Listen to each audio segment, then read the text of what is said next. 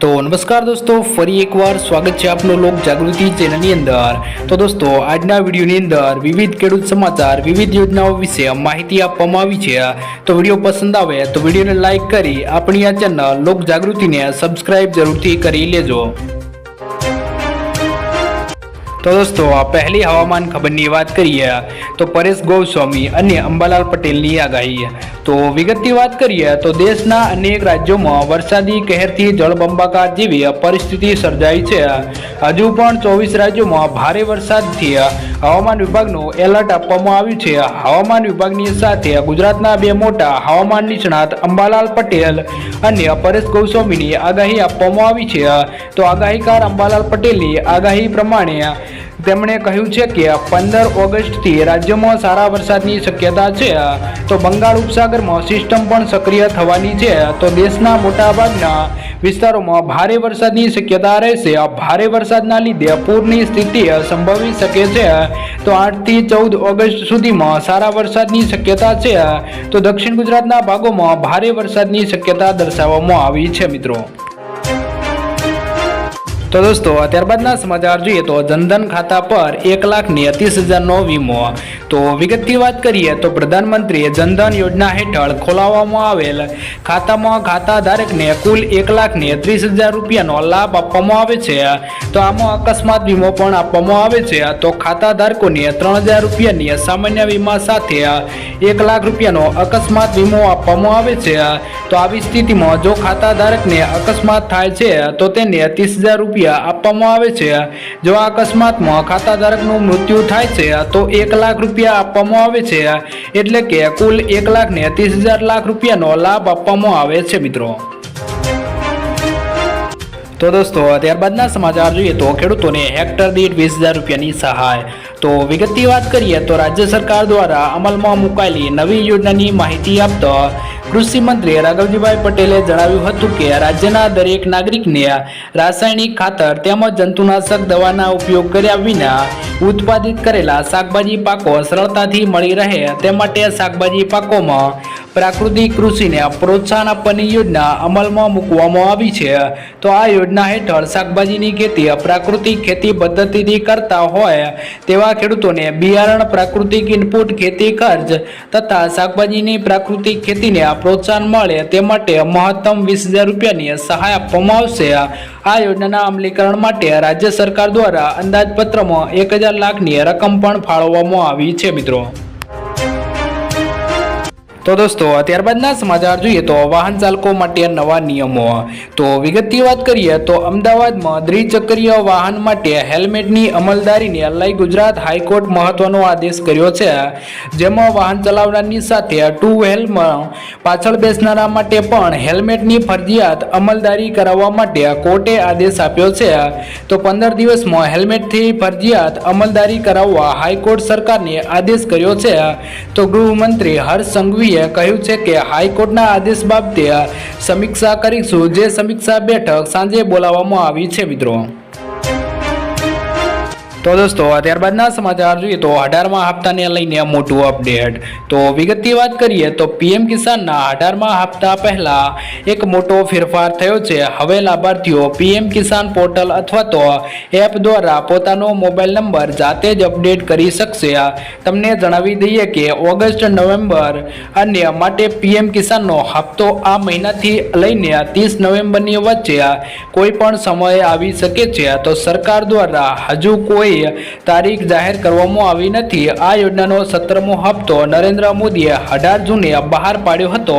તો અત્યાર સુધીમાં 10.5 કરોડ જેવા ખેડૂતોના ખાતામાં 2,000 રૂપિયાની રકમ સીધી પહોંચી ચૂકી હતી। તો હવે લોકો 18મા હપ્તાની રાહ જોઈ રહ્યા છે। જો કોઈ લાભાર્થીએ પોતાનો મોબાઈલ નંબર બદલ્યો હોય તો જરૂરી છે કે પીએમ કિસાન પોર્ટલ પર તરત જ મોબાઈલ નંબર અપડેટ કરી લેવામાં આવે। અને જો કોઈ આ કામ કરવામાં નહીં આવે તો તમારે તેના બદલે 18મો હપ્તો મિત્રો ગુમાવવો પડશે। તો તેના બદલે કમ્પ્યુટર, લેપટોપ અથવા તો મોબાઈલથી ઘરે બેઠા સરળતાથી આ કામ કરી શકો છો। તો મોબાઈલ નંબર અપડેટ કરવા માટે દોસ્તો આપેલા સ્ટેપ પર ફોલો કરવા પડશે મિત્રો। તો દોસ્તો ત્યારબાદના સમાચાર જોઈએ તો પ્રધાનમંત્રી આવાસ વિશે લાભ. તો વિગતની વાત કરીએ તો મુખ્યમંત્રી ભૂપેન્દ્ર પટેલના નેતૃત્વ હેઠળ ગુજરાતમાં આદિજાતીય વિસ્તારોમાં વસતા પરિવારની ખૂટતી જરૂરિયાતો અને સુવિધાઓની પૂર્તિ કરવા માટે પ્રધાનમંત્રી જનજાતીય આદિવાસી ન્યાય મહાઅભિયાન પીએમ જનમન હેઠળ આદિજાતીય કુટુંબોને આવાસની સુવિધા માટે પ્રધાનમંત્રી આવાસ યોજના હેઠળ કુલ 71,023 રૂપિયાની લાભાર્થીઓને આવાસ માટેની સહાય મંજૂર કરવામાં આવી છે. તો પીએમ જનધન યોજના હેઠળ 12,229 આદિજાતીય વ્યક્તિઓના બેંક ખાતાઓ ખોલવામાં આવ્યા છે મિત્રો. તો દોસ્તો ત્યારબાદના સમાચાર જોઈએ તો મફત વીજળીની જાહેરાત. તો વિગતની વાત કરીએ તો વડાપ્રધાન નરેન્દ્ર મોદીએ મંગળવારે દેશના લોકોને દર મહિને 300 યુનિટ સુધી મફત વીજળી આપવા માટે પીએમ સૂર્યઘર મફત વીજળી યોજનાની જાહેરાત કરી હતી. તેમણે કહ્યું હતું કે 75,000 કરોડથી વધુ લોકોના રોકાણ સાથેનો આ પ્રોજેક્ટ દર મહિને 300 યુનિટ સુધી મફત વીજળી પૂરી પાડીને 1 કરોડ ઘરોને રોશનીથી પ્રકાશિત કરવાનો લક્ષ્યાંક ધરાવે છે. તો પીએમ સૂર્યઘર મફત વીજળી પીએમ સૂર્યઘર ગવર્મેન્ટ ઇનની વેબસાઇટ ઉપર તમે અરજી કરીને મફત વીજળીનો લાભ લઈ શકો છો મિત્રો. તો દોસ્તો ત્યારબાદના સમાચાર જોઈએ તો ફ્રી સિલાઈ મશીન અન્ય 500 રૂપિયા. તો વિગતની વાત કરીએ તો ફ્રી સિલાઈ મશીન માટે રૂપિયા 15,000 સુધીની રકમ સરકાર દ્વારા આપવામાં આવી રહી છે. તો વાસ્તવમાં ભારત સરકાર એવી કોઈ સ્કીમ ચલાવી રહી નથી જેમાં મહિલાઓને સીધું સિલાઈ મશીન આપવામાં આવે.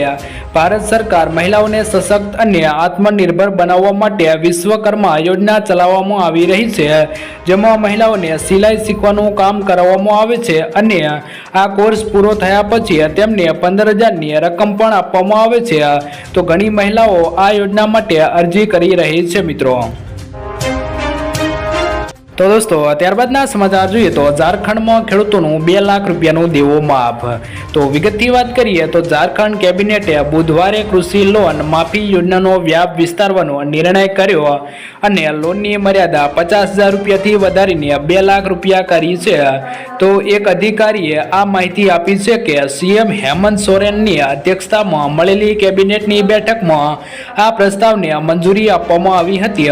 કેબિનેટ સચિવ વંદના ડોલેલ જણાવ્યું હતું કે કેબિનેટ કૃષિ લોનની માફી મર્યાદા 50,000થી વધારીને 2 લાખ કરવાની દરખાસ્તને મંજૂરી અપાઈ છે. આ માટેની છેલ્લી તારીખ 31 માર્ચ 2020 રહેશે. તો કૃષિ વિભાગના એક અધિકારીએ જણાવ્યું છે કે લગભગ 1.91 લાખ ખેડૂતોને આનો લાભ મળશે. તેમણે કહ્યું છે કે 2021-22માં રાજ્ય સરકારે 50,000 રૂપિયાની સુધીની પાક લોન માફ કરવાની જાહેરાત કરી છે. તો સરકારે 4.73 લાખ વધુ ખેડૂતોને 50,000 સુધીની લોન માફ કરી છે અને બેંકોને 1900 કરોડથી વધુનું વિતરણ કર્યું છે. તો કેબિનેટ દ્વારા કુલ 37 દરખાસ્તોને મંજૂરી આપવામાં આવી છે મિત્રો. તો દોસ્તો આજના વિડીયોની અંદર આટલું જ. જો વિડીયો પસંદ આવ્યો હોય તો વિડીયોને લાઇક કરી આપણી આ ચેનલ લોક જાગૃતિને સબસ્ક્રાઇબ જરૂરથી કરી લેજો.